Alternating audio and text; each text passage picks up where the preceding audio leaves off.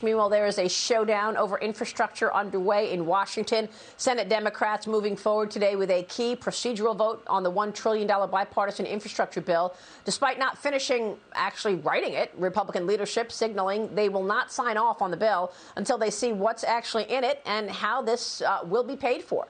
Democrats will need the support of at least 10 Republicans to reach the key 60-vote threshold to move the bill forward. Joining me right now is Oklahoma Senator, member of the Senate Homeland and Governmental Affairs Committees, James Lankford. Senator, it's always a pleasure to see you. Thanks very much for being here this morning. Tell us what takes place today. Will they have the 10 Republicans supporting this bill to move it forward?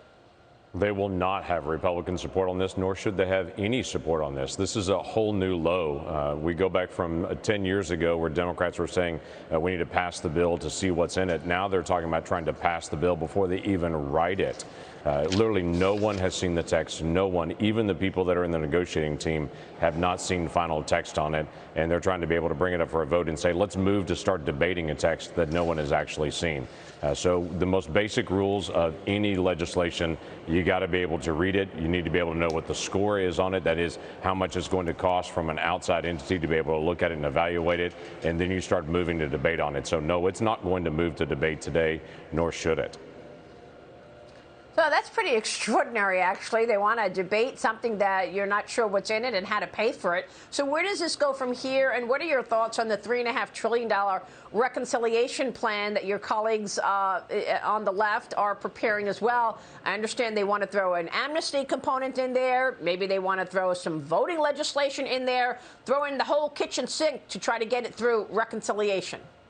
So this is $3.5 trillion. It is a massive tax and spending spree. It is a focus from the Democrats to say, what are all the things we ever wanted to do? Let's throw it into one bill. And literally, as they're negotiating it and they hear the conversation back and forth, it's about how big of a number can we put out rather than what's actually in it. And now they're trying to fill in all the things that they want to be able to put in it. It's an enormous tax increase, or all the things that they're talking about, things like changing stepped-up basis, going after corporations. They could have as much as a 5 times increase on taxes on companies based on what it was in 2016. So it's a pretty dramatic change on what they're trying to be able to do. And so we're trying to be able to push back and say, number one, stop spending. This bill that they're proposed right now would take us to $12 trillion they're trying to spend in this year, combined from the COVID spending, the budget they proposed, this infrastructure bill, and then a $3.5 trillion spending spree they're adding on top of it. We've never had a year in American history even close to this level of spending. A typical budget year is around $4 trillion, and they're wanting to spend $12 trillion on this year. So it is insane the amount of money that they're trying to be able to put out, and we're trying to be able to push back and say, stop the spending. It's the number one question I get at home, which is, where is all this money coming from? And everyone really knows it's all borrowed money. Yeah, and not only that, but it may actually be even more than that number, because the Committee for a Responsible Budget says that the true cost of this budget plan could exceed $5 trillion. Maya McGinnis says that if you schedule certain programs and provisions to expire at arbitrary points over the next decade, you can actually make it look like, you know, fund a program for 7 years. It looks cheaper than it actually is under scoring rules. So she says it's not $3.5 trillion. It's actually more than $5 trillion is the cost of this. Do you think they will be able to get this plan through reconciliation without any Republican support?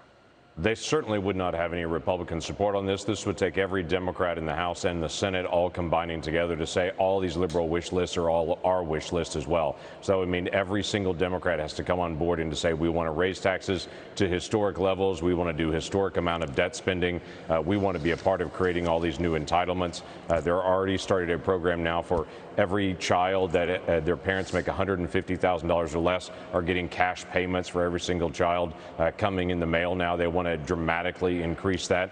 So this is an enormous shift from where Democrats were in the 90s when they said the era of big government is over, and Bill Clinton was talking about ending welfare as we know it and incentivizing work. This is a new Democrat Party saying we don't incentivize work. We just want to be able to mail cash to people every single month, and maybe they'll vote for us. That's a dramatic shift, and if Democrats are really headed that way, I would tell you the American people will respond very, very hard in the days ahead, as they should.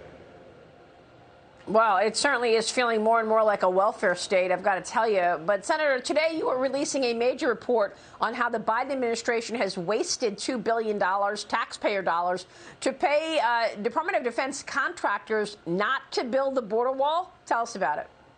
That is correct. So when January the 20th came and Joe Biden came into office, he immediately said he's going to do a 60-day pause to be able to study the wall. At that point, he put all the contractors along the border area on standby, and he paused everything. We're now almost 125 days since that time period when the study was supposed to be complete. They still haven't finished the study.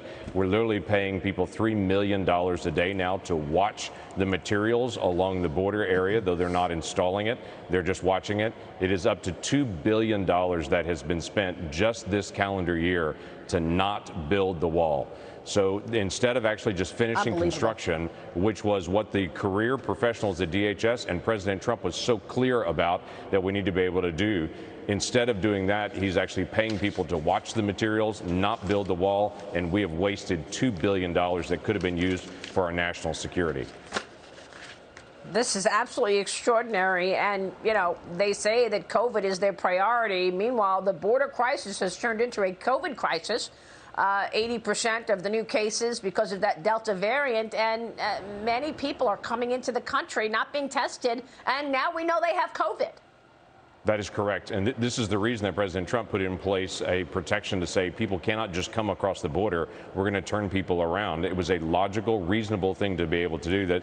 President Biden is now saying he wants to undo the Trump policies. Big surprise. He's undone a lot of these policies that actually work to be able to protect the border. We're now at a record number every single month, beating the last month the number of people crossing the border illegally. So it's got to stop. Oh, it's unbelievable. 188,000 apprehended in the month of June. That's not including the gotaways, as I keep saying. Senator, bad policy equals bad outcomes. We continue to see that. It's good to see you this morning, and we'll certainly keep a spotlight on it. Senator James Lankford.